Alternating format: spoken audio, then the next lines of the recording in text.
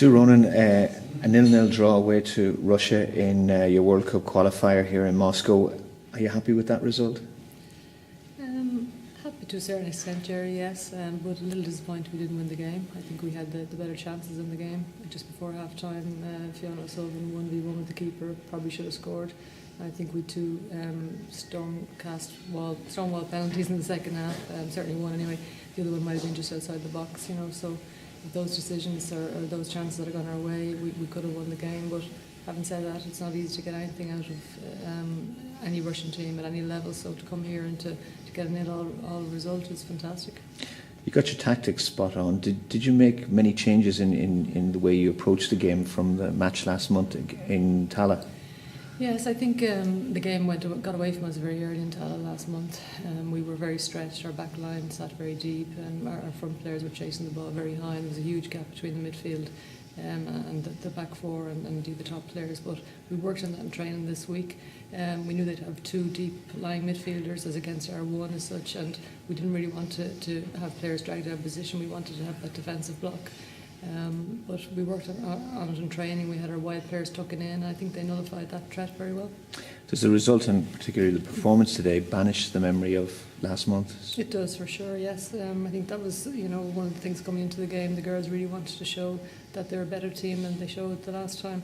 I think they did that today. As I said, to get a result here against Russia, they don't drop many points. It's not often they don't score goals. For us to come here and do that, I think it was fantastic, and credit to the players. But again, they're disappointed at the end. They actually didn't win. That's two clean sheets in a row, and they happen to coincide with the return of Niamh Fahey to the centre of defence. Is it just a coincidence? I think it plays a big part for sure, but I think overall the team defended really, really well. It would be unfair, I think, just to lay all the credit at Niamh's door. But having said that, she's been tremendous in the two games since she's come back. She's slotted right in. In fact, she's looked better and stronger to me. And she's added a lot in our attack as well, so for sure she's helped. But I think overall it's been a huge team performance to have two clean sheets. 6 games now into the campaign. You look to have consolidated third place with that result today. I think so. I think it'd be very hard not to finish third now. So that was good. That was obviously the main target coming into the group. We were always looking at the 2017 campaign. We're never going to be a second seed. We're too far off that. So we wanted to make sure we were a third seed, because there are other teams below us that are improving all the time, and we've seen that with the performance of Croatia, particularly in this group. So to consolidate that was obviously very important. We obviously want to try and push on and maybe achieve a second place finish, but there's still 9 points to play for from our point of view, so we're going to try and put as many of them on the board as possible.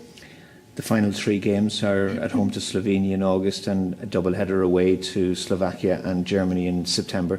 How are you going to approach those games?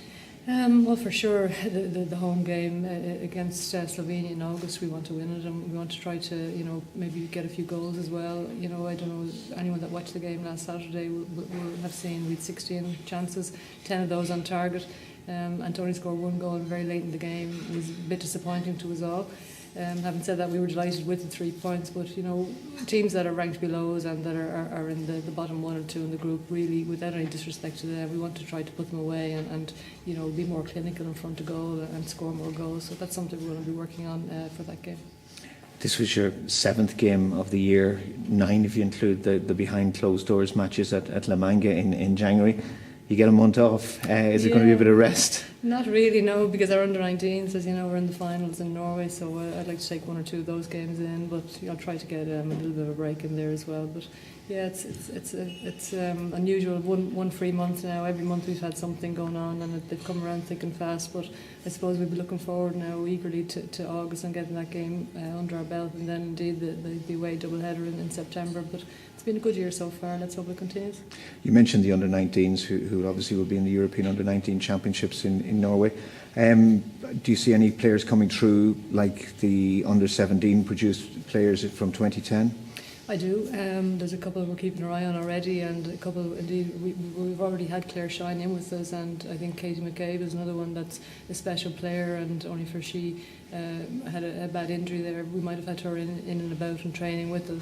But I think any of the players that have stepped up to us have seen it's a huge step for them. It's not easy just coming straight up from the under-19s, but I certainly think those 2 girls have a lot of ability and are well able to make that step. And there's one or two others as well that we're keeping an eye on, but we don't want to put any of them under pressure. Let them continue their under-19 career for now, and hopefully they do well in the finals.